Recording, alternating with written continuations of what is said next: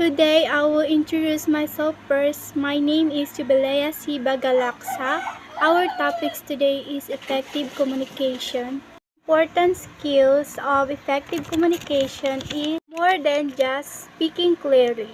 It's the ability to share your thoughts, feelings, and ideas honestly and respectfully while listening carefully to understanding what others are saying. It's work both ways. It's including how we speak, how we listen, over body language, and even how we write or message online.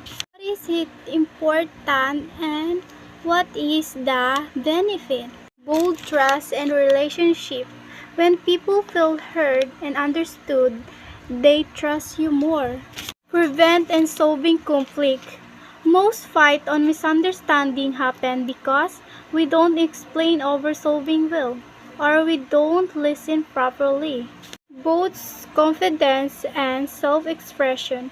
You feel more comfortable sharing your idea, asking questions or saying no when you need to. Help you succeed. Teacher, employer, and friends value people who can explain their idea clearly and work well with others.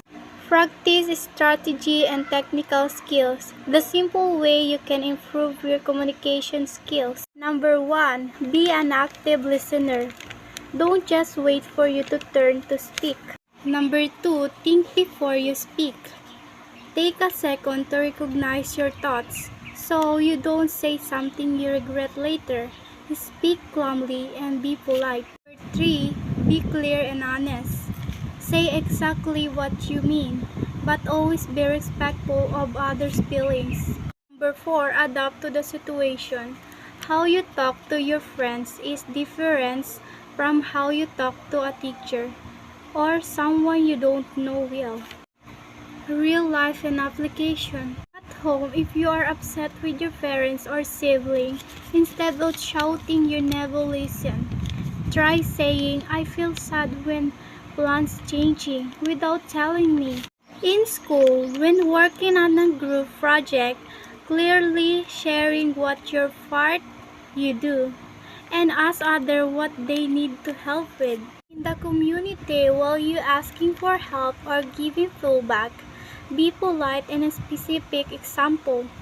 Excuse me and could you please? Activity or demonstration role play. You're so lazy. You haven't done any work at all. I feel worried because we are